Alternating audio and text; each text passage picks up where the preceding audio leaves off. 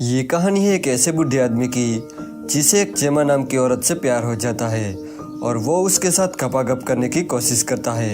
Hello दोस्तों, आज हम जिस मूवी को एक्सप्लेन करने वाले हैं उस मूवी का नाम है जेमा बावरी, जो 2014 में रिलीज हुई थी। मूवी स्टार्ट होती है और हम मार्टिन नाम के एक आदमी को देखते हैं। वो फ्रांस के एक छोटे से गांव में रहता है। आगे मार्टिन हम लोगों को बताता है कि वो 7 साल पहले पेरिस से यहाँ पर आया था।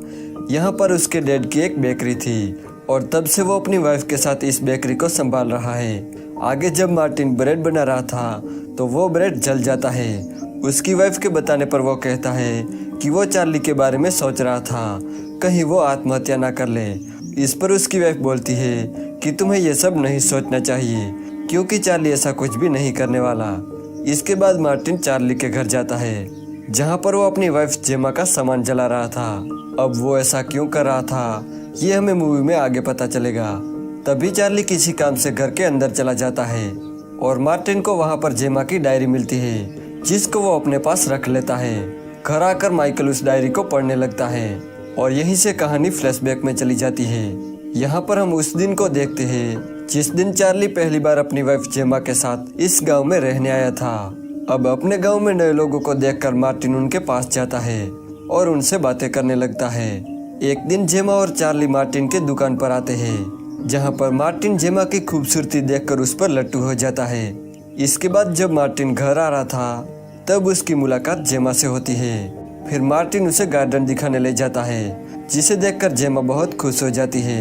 रात को चार्ली मार्टिन के घर आता है और उसे कहता है कि उसके घर की बिजली चली गई है। तो मार्टिन उसके घर जाता है और वो बिजली को वापस से चालू कर देता है। तभी वहाँ पर मार्टिन की वाइफ भी आ जाती है और फिर वो चारों मिलकर दारू पीते हुए बातें करने लगते हैं। इसी दौरान मार्टिन बस जेमा को ही देख रहा था।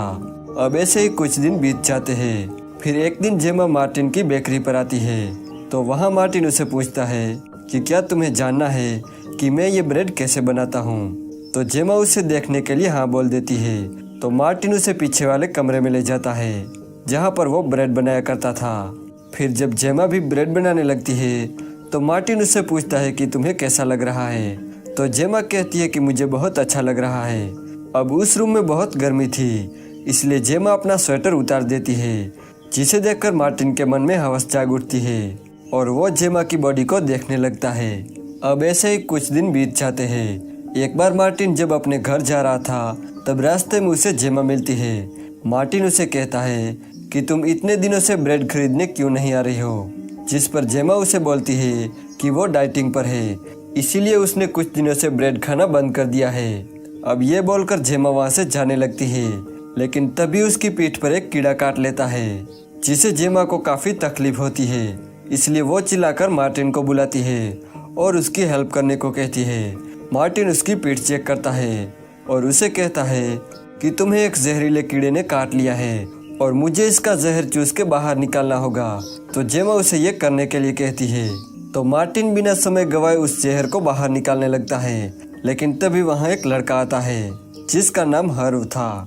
वो मार्टिन से कहता है कि तुम ये क्या कर रहे हो। अब मार्टिन उसे सारी बातें समझा रहा था लेकिन तभी जेमा नीचे गिरकर बेहोश हो जाती है। ये देखकर वो दोनों उसे हॉस्पिटल में लेके जाते हैं जहां डॉक्टर जेमा को एक इंजेक्शन लगाता है और उसे कहता है कि अब तुम खतरे से बाहर हो। फिर जब वो दोनों घर आ रहे थे तब जेमा मार्टिन के कंधे पर सर रखकर सो जाती है। मार्टिन ये देखकर बहुत ज़्यादा खुश हो जाता है। अगले दिन जब मार्टिन अपने शॉप के बाहर खड़ा था तब वो जेमा और हर्व को बातें करते देखता है। उन दोनों को देखकर मार्टिन सोचता है कि जल्द ही इन दोनों का अफेयर स्टार्ट हो जाएगा। फिर एक बार जब मार्टिन कहीं जा रहा था तभी वो रास्ते में जेमा को देखता है जो गाड़ी से कहीं जा रही थी। मार्टिन उसका पीछा करने लगता है।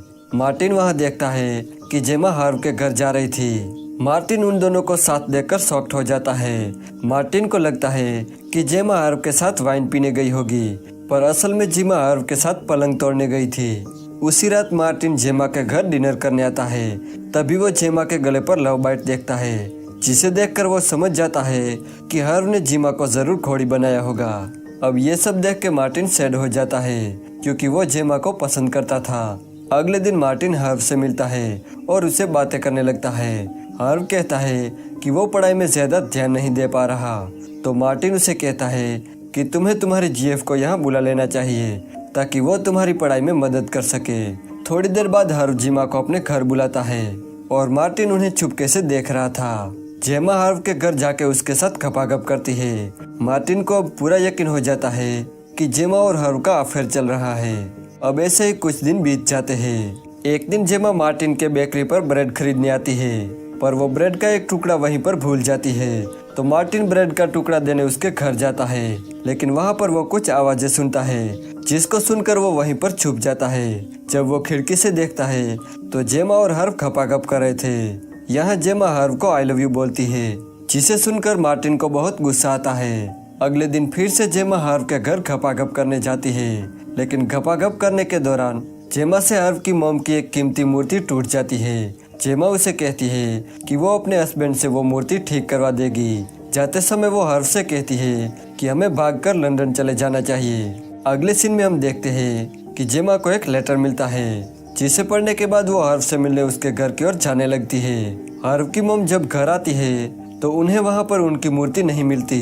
हर्व उन्हें कहता है कि मूर्ति में स्क्रैच आ गए थे, इसलिए उसने पास में एक आदमी को ठीक करने के लिए दे दिया है। दूसरी तरफ जेमा को हर्व का मैसेज आता है, जिसमें लिखा था कि मैं तुम्हारे साथ लंदन नहीं आ सकता। ये जानकर जेमा को बहुत बुरा लगता है और वो रोते हुए अपने घर चली जाती है। चार्ली को अब जेमा पर शक होने लगा था, क्योंकि जेमा अब चार्ली पर ज्यादा ध्यान नहीं दे रही थी। इसीलिए चार्ली गुस्से में कुछ दिनों के लिए लंदन चला जाता है। इसके कुछ दिनों बाद जेमा से मिलने उसका एक्स बॉयफ्रेंड आता है, जिसका नाम पैट्रिक था। और अगले ही सीन में मार्टिन उन दोनों को सड़क पे किस करता देखता है, जिसको देखकर मार्टिन समझ जाता है कि जेमा एक रंडीबाज है। अब अगले दिन पैट्रिक फिर से जेमा के घर आता है, और जब वो दोनों बातें कर रहे थे तभी चार्ली भी अपने घर वापस आ जाता है। चार्ली जब अपने घर के अंदर जाता है तो वो भागकर बाहर आता है और मार्टिन से हेल्प मांगने जाता है। मार्टिन जब चार्ली के घर में आता है तो वो जेमा को मरा हुआ देखता है, जिसे देखकर वो शॉक्ड हो जाता है। इसके बाद वहाँ पुलिस आती है और जेमा की बॉडी को पोस्टमार्टम के लिए ले जाती है। फिर उसी रात जब पोस्टमार्टम की रिपोर्ट आती है तो मार्टिन को पता चलता है कि जेमा की मौत गले में ब्रेड फंसने की वजह से हुई है। फिर ये बात अगले दिन मार्टिन चार्ली को बताता है, जिस पर चार्ली उसे बोलता है कि जेमा की मौत उसकी वजह से हुई है, क्योंकि जब वो घर में गया तो उसने पैट्रिक को जेमा को घोड़ी बनाते देखा, जिसको देखकर उसे लगा कि वो जेमा के साथ जबरदस्ती कर रहा है, इसलिए वो उसके साथ लड़ने लगा। तभी पैट्रिक भी वहां आ जाता है और वो उन्हें बताता है कि जब जेमा ब्रेड खा रही थी तभी वो पीछे से आके उसे किस करने लगा, जिस वजह से उसके गले में ब्रेड फंस गया। और जब वो उसे निकालने की कोशिश कर रहा था तभी वहाँ पर चार्ली आ जाता है और गलतफहमी की वजह से दोनों में लड़ाई हो जाती है। अब उस लड़ाई में वो दोनों इतने बिजी हो गए कि उन्हें जेमा का ख्याल ही नहीं आया और जेमा की दम घुटने की वजह से मौत हो गई। अब यहाँ से फ्लैशबैक खत्म हो जाता है और फिर हम यहाँ पे मार्टिन के बेटे को देखते हैं, जो मार्टिन को बताता है कि हमारे पास में एक रशियन कपल रहने के लिए आए हैं। अब ये सुन के मार्टिन तुरंत उनसे मिलने जाता है और यहीं पर ये मूवी एंड हो जाती है।